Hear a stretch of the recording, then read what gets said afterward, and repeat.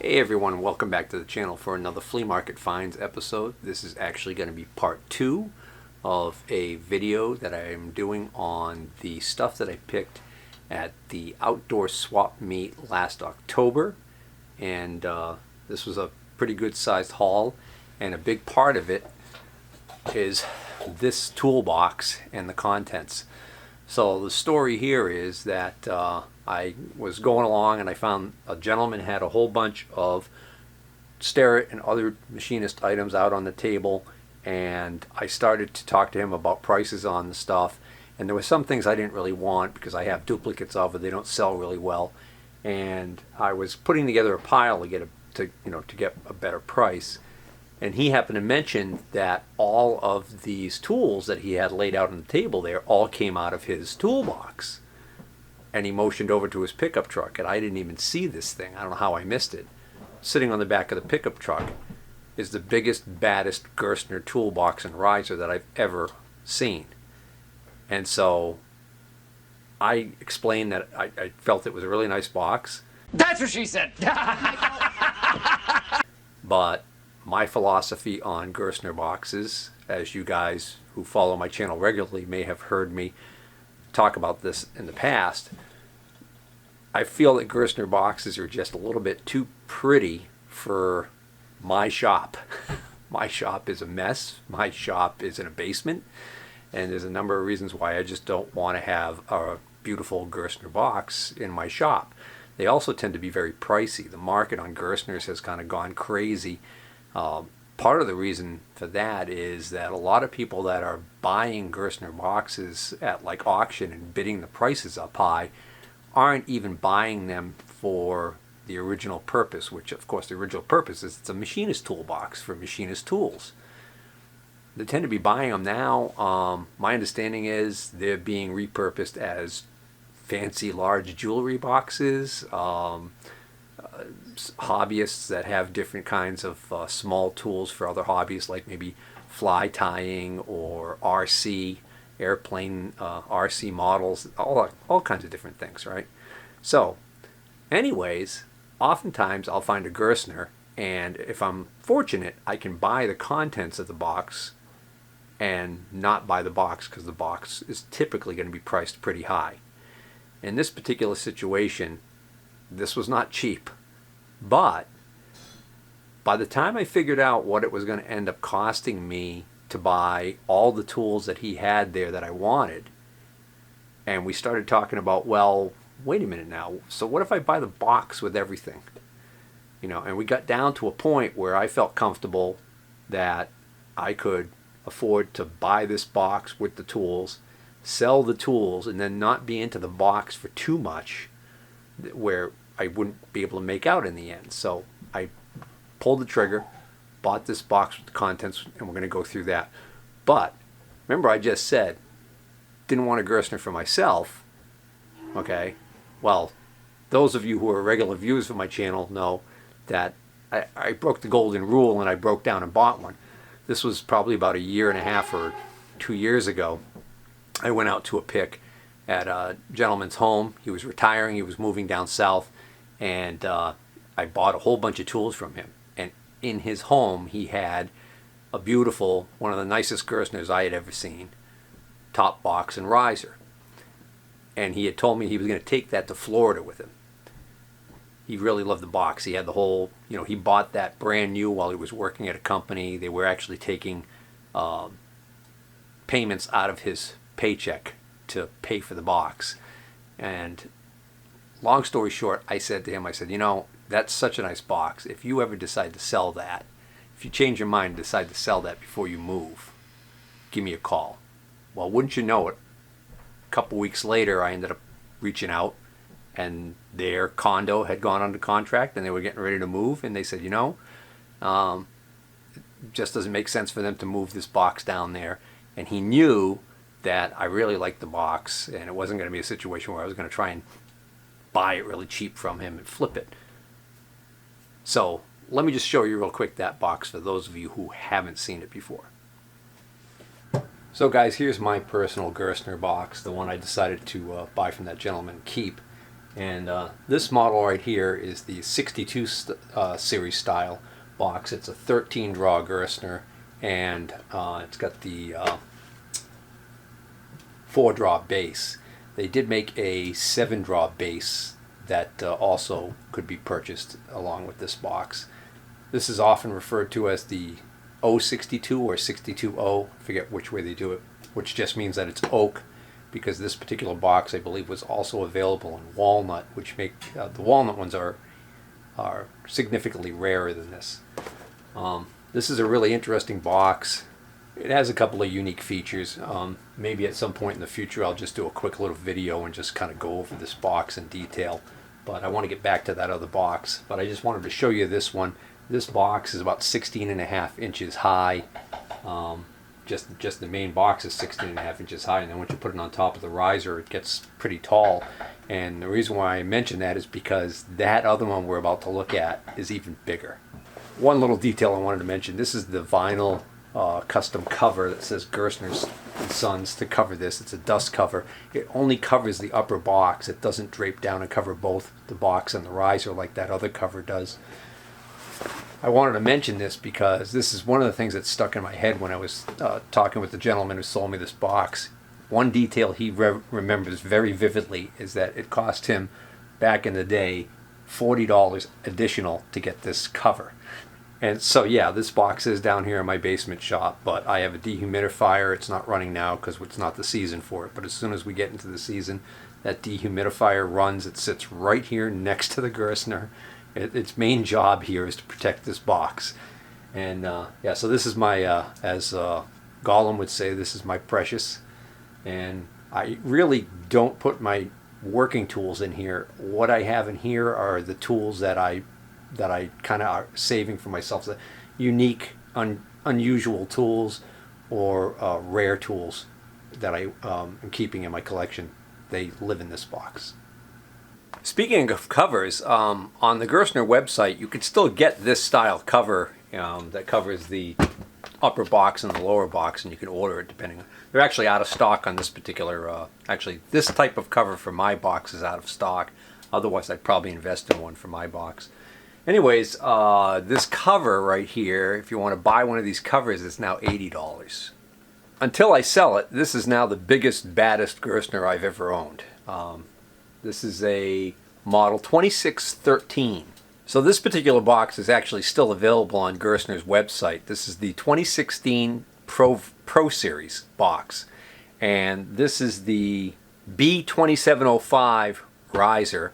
And then they also made an R3007 roller base, which I have never seen one in the wild.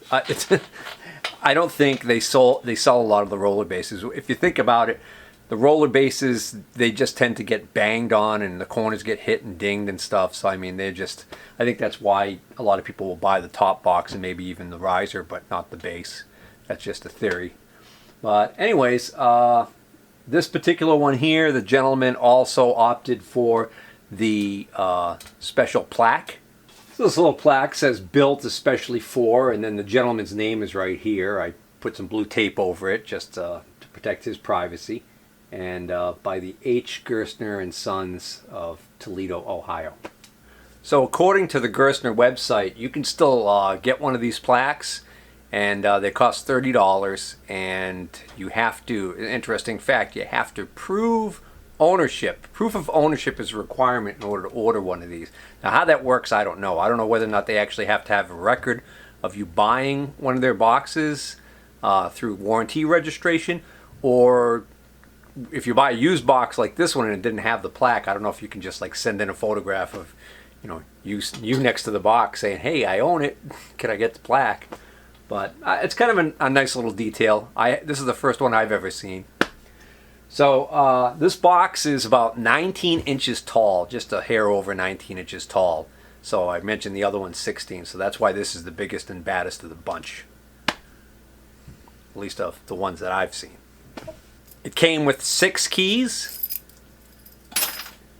2 keys for the base, 2 keys for the top box main lock, and then I'll show you inside here, there is another individual lockable compartment, which one of my Kennedy 13 draws actually has that feature. It's got an individual, independently lockable compartment. I think the theory was you would put your like your wedding band and your wallet maybe in that box and lock it and be able to keep the rest of the box open while you were working and not have to worry about somebody reaching into your drawers there and grabbing your precious. So the box is so tall now it's out of frame, but it does have the proverbial mirror.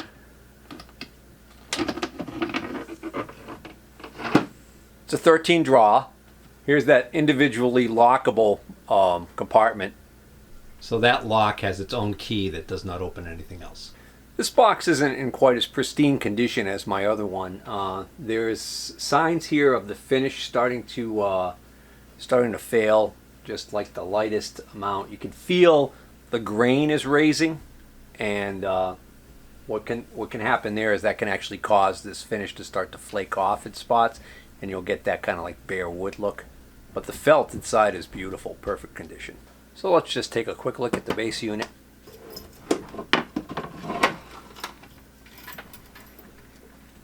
So the one other issue with this Gerstner setup that I purchased is the base here. Actually, the sides of the base unit have actually bowed out, and that's because this box empty, the upper box empty, weighs 50 pounds. So once you load this with tools, it's tremendously heavy, and over time it's actually caused this bottom box sides to bow out enough so that the slider support for the bottom draw here actually disengages the draw, and the draw can drop down. So that's kind of annoying. I don't really know a way of fixing that safely other than maybe to just put a strip on that rail so that it sticks out a little bit further and can engage, and that's probably what I'll end up having to do if I decide to fix it.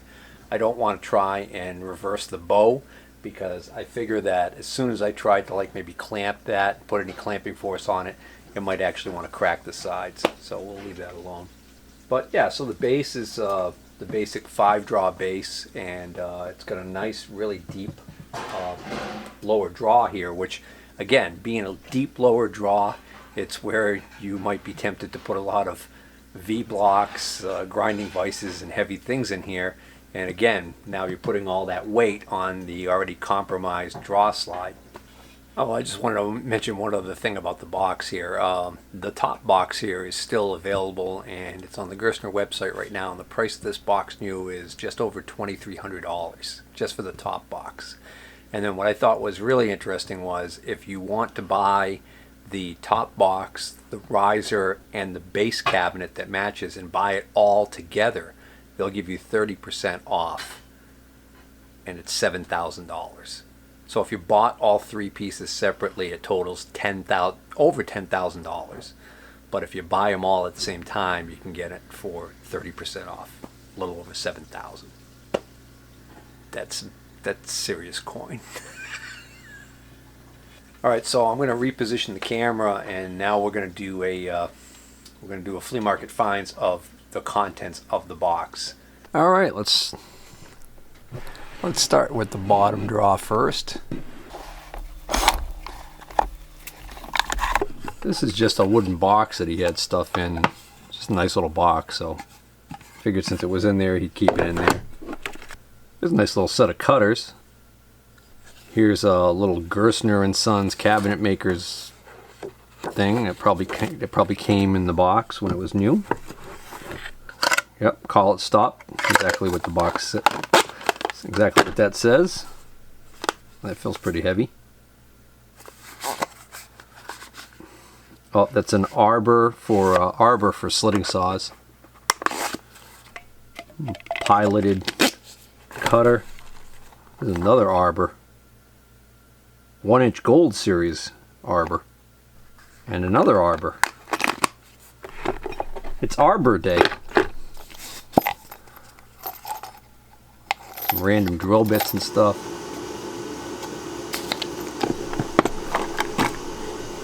This is interesting. Starrett Clean Scribe layout die. I've heard of Dykem Blue, but I didn't even realize that Starrett made their own. I'm going to take this out right now because by some miracle this has never leaked apparently into the felt. Not a good idea for that to be in there though. Got a candle in here. I know that there are several uses for candle wax in a machine shop that a lot of experienced guys know. Off the top of my head, I can't think of any, but this is a bunch of pouches with various amounts of different thickness genuine Starrett feeler gauge stock. Okay, so that could be handy.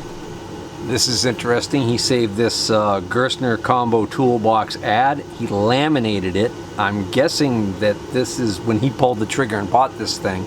So, interestingly enough, this says Gerstner combo toolbox.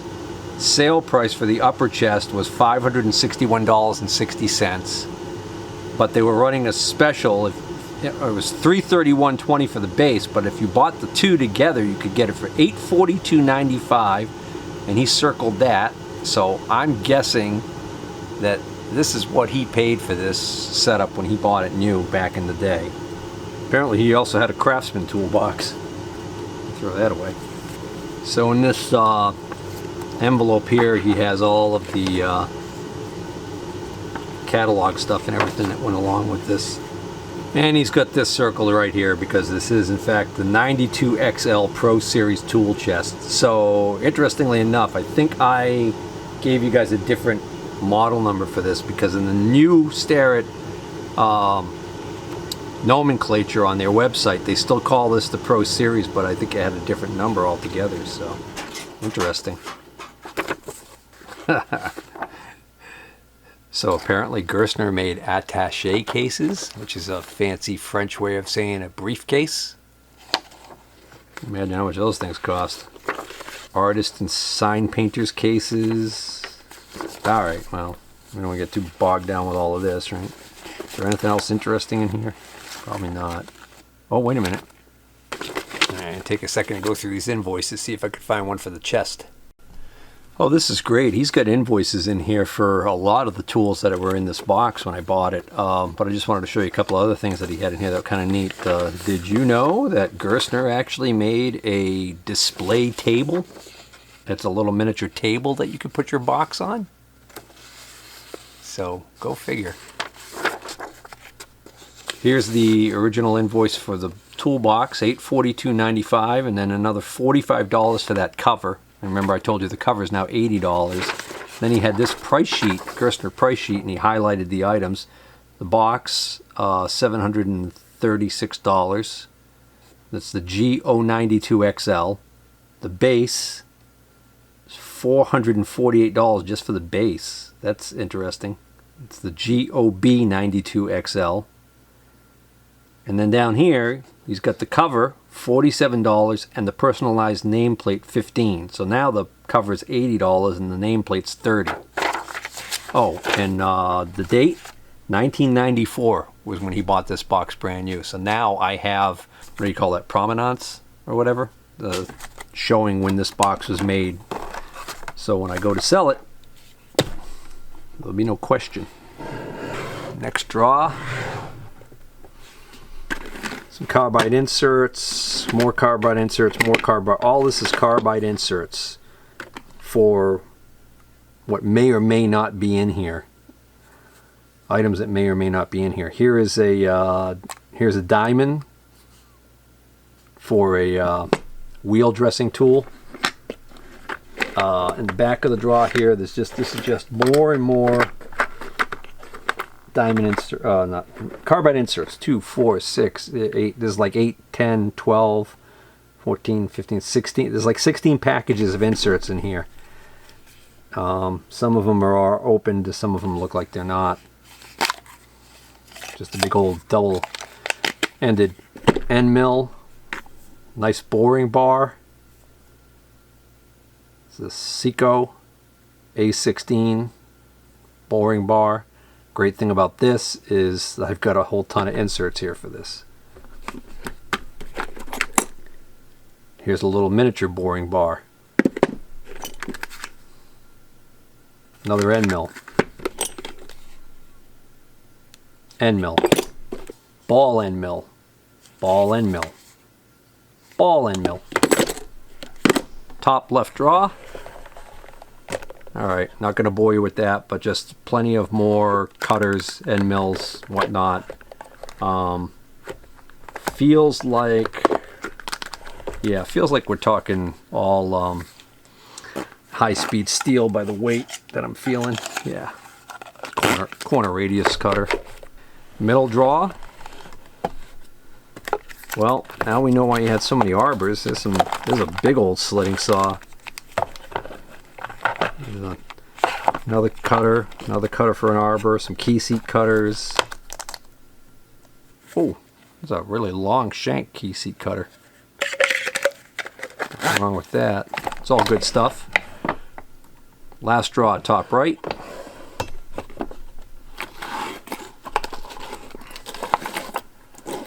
Staples, some old scissors, X-Acto knife holder. Okay. That's a little key knife. Oh, all right. I know exactly who I'm going to give this to. One of my regular buyers is a locksmith out on the West Coast. I think he'll get a kick out of this. Bill, if you're watching this video, this is going to be coming your way. Oh, so before I close up the base and start on the upper draws here, this is what he had stuck in the side here to try and shim that drawer over so that it doesn't fall off of its off of the guide there. So this is a satin chrome finish Craftsman 12-inch rule for a combination square. It's in great shape. Hopefully the head's in there somewhere. Okay. Bottom draw. Don't even need to open it. Last word indicator. Stare at Wiggler set. Gonna guess a 196. Yep, 196 set complete. Edge finder. Mitutoyo, probably dial calipers. I saw an invoice for Mitutoyo dial calipers. Yep. Oh, that's got a cracked crystal. That's okay. And there's the telescopic gauges. Stare it. I like he's got the original boxes too for everything. Here's one of the edge finder. So there was a general edge finder on one of those invoices. That's probably either this one or this one. I don't know. Some of these bags. Alright, so these little bits of hardware and everything in here all appear to be little hold down clamps and some extra screws for various insert tooling, boring bars and things like that. I guess I should make sure that I'm not mistaken on here. No, last word. The only thing better than having one last word is two last words. Oh, that's a nice one. Ooh, I think that's the 10th one. This last word is better than most. This is the 10th resolution last word. It has this heavier bezel around it. That's one of the ways you could spot it quickly. All right, second draw from the bottom. Stare at, what do you think? Depth mic or 120 calipers? I'm hoping 120 calipers. I have too many depth mic. Oh, it's the blade. Oh, that's a good one though. Okay. That is the blade style. That's a little bit better. SPI radius gauges. Oh, no, this is not a radius gauge set. This is different. This is angles. Oh, that's cool. I might have to keep that one for myself. Yeah, we'll see. Surface roughness gauge. This is for comparing surfaces, surface roughness when you're grinding. This is a nice piece. This is a early Stare-It piece. I forgot the number on this. You have to look in the old 1930s catalog to find this sucker right here. Actually, I should check because I think Brown and Sharp made a version of this. It's a Brown and Sharp. Oh man, too bad. The Starrett one's more valuable. It's still a nice piece. It's a little miniature trammel point set. So this little cone on here allows you to stick this in an existing hole and then, you know, set this to scribe to a distance to the next hole or whatever. Ow. Stab yourself, why don't you, Steve? Ah! Nice 22C drill point gauge. So this is a little, now, how about that? So what we got is we got the Starrett box for a 22C drill point gauge with a drill point, Starrett drill point gauge on a general 6-inch scale. So we'll have to switch that scale up to make that correct, because that's just going to keep me up at night. This is one of those little stand magnifiers. These are kind of nice. They fold up when you're not using them to be put away, but handy little thing. Radius gauge set, Starrett. Mitutoyo indicator? Thickness gauge? Thickness gauge, Mitutoyo. Look at that, like brand new. Nice. What is this? Oh, okay. All right. Looks like an old Starrett case. Very thin, large. Nice. Oh, we got some really nice stuff here. If I'm acting like I'm seeing this for the first time, it's just because this was a while back. I put this all away and I hadn't gotten around to doing this video. Alright, so this is the third drawer up from the bottom. And what we have in here is a nice Mitutoyo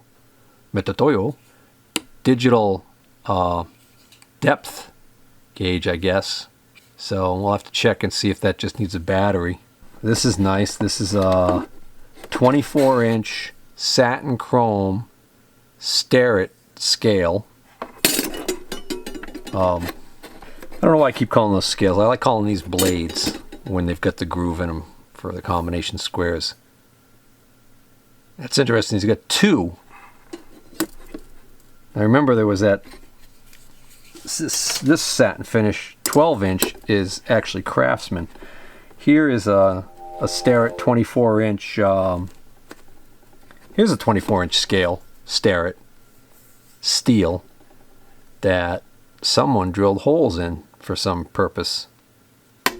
Oh, there's the original pouch for one of these long 24-inch blades. That's nice. This is one of these quick clamp-on stops for on your milling machine, quill stop. All right, various micrometer wrenches and other little tchotchkes. Some other little scales here. Well, here we go. This is a Starrett 6-inch scale right there. We could swap that out with the other one. The heck is that? Little tiny short thing. Screw pitch gauge, Starrett. 156M. That means that's a metric screw pitch gauge. Well, there's something you don't see every day. Wow. That is completely broken. I've never ever seen one of these break like that. That is wild. That's wild, man, wild. All right, I have some extra ones of these, so that's all right. Little adjustable, little dividers. That's probably a Starrett head, maybe. I don't know. AD. General protractor. Union tool calipers. Center head. Oh, here's a nice little Starrett square. Or, well, I wonder if that's original. That's a nice chrome, satin chrome blade. Looks almost too new for this old square. Here's another center head. Here's a little Starrett depth gauge. Inside calipers. And here's another center head on a Oh, a blade with no numbers on it. Okay. Fourth draw up from the bottom, which is the last of the long draws. Got some high-speed steel, various stuff. Got an old Mitutoyo micrometer. We got a couple of these nice 226 series Starrett mics. So if you've never seen these before, these are a little like heavier. The frame, you can see how thick the frame is right there. It's a little thicker than your average bear. Another old Mitutoyo there, and then just a big old honking Chinese one in here. That works perfectly. And then this interesting clamp. Okay, all right, that's a mystery. All right, did I unlock this box? Oh, of course not. Okay, the little individually lockable draw. Machinery Handbook, 24th edition, and the Pocket Welding Guide. All right. Okay, moving on to the small draws. Top left, various stones. Yep, pretty much all stones. All right. Next one down on the top left. Yeah, I mean, there might be some goodies in here, but for the most part, just nothing to write home about. And a little bit of stuff here. Yeah. Next draw down. End mills. Whole draw loaded with end mills. Okay. Okay, top right.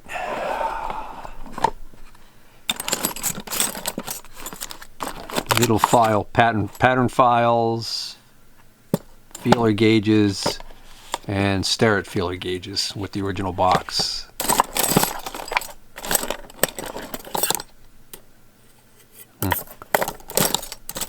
Well, these style feeler gauges are nice.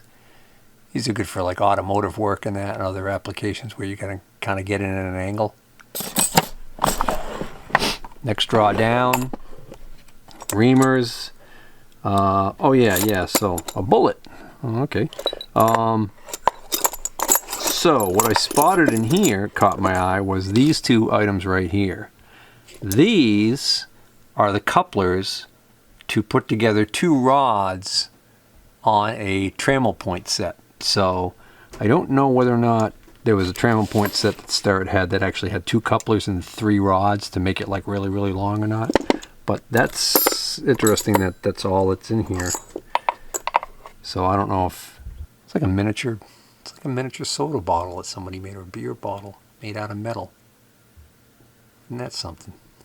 All right, next small draw down. X-Acto knife and some drafting dividers. Big deal. All right, on the top right, these two small fat draws. A battery, another button cell battery. Here's a Starrett box for a 579C. I believe that's an edge finder. Or is that a taper gauge? I don't remember. All right, and then this box has just got all the pencils and pens that you would ever need. Okay. All right, so now I'm going to reposition the camera so we can open the top of the box and look at the tools in there. There's a lot of just junk up here in the top that I'm not going to bother showing you. But here's a rod for a surface gauge. This is nice. This is an Norton Abrasives Hard Arkansas stone, and it is it's in really great shape. So that's a nice stone. There's one of these cheapo Fowler mag bases. There's another Starrett box in here for 657U flexo post, which wasn't in here, so he must have sold that before I came along or didn't bring it with him. And then there was just some indicators. There's Westward drop indicator. That's a cheap import that works perfectly fine. Here's a nice Starrett Also works perfectly fine. Then there's a third last word. It's a little orphan last word. It's a little sticky, but it does work. Here's a Federal that's pretty much really stuck. Probably won't even bother with that. Here's a Westward, which I've never heard of this particular name indicator. I don't know. You know, Westward might be the company it was made for, because it says made in the USA. It's missing the crystal. It's all dirty, and by some miracle, it still works perfectly fine. The needle's even bent. And then there's this funny little guy. This is a vintage indicator. This is a Checkmaster from the Standard Gauge Corporation of Poughkeepsie, New York. It's a number 34. And it's got this really nice, looks like almost like a brass body to it. And this indicator actually is still working perfectly. It's amazing. And it's bidirectional, you know, like the Interrapids, which is kind of neat because most of the indicators of this vintage, it actually says patent pending on the back here, non-magnetic, but most of the indicators of this vintage were kind of like the last words, where you had to have you had a lever on the side to switch directions, but not this one. And last but not least, oh, I was about to show you what I thought was the last item, but I forgot about this box. This box of stuff right here was also included in this buy. But this was just stuff we decided to put into this cardboard box instead of weighing down the drawers any further. Here's a nice tool holder with a parting blade in it with a couple of carbide inserts. And then, like I mentioned already, there's quite a few inserts in there. I think I did see a box of inserts for this. Here's a little bit better look at this in case you were curious, but that's actually nice. Here's another boring bar. A fly cutter. Some high-speed steel tooling, a couple other boring bar inserts, insert tool holders. All right, enough of that. And the final item is one of the first things I saw when I walked up to the guy's table, this really long Starrett box. And what's in here is a number 25-5041J and dial indicator. So it is one of these really long travel Starrett indicators.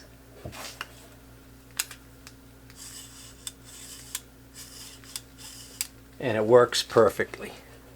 So that's a nice piece right there.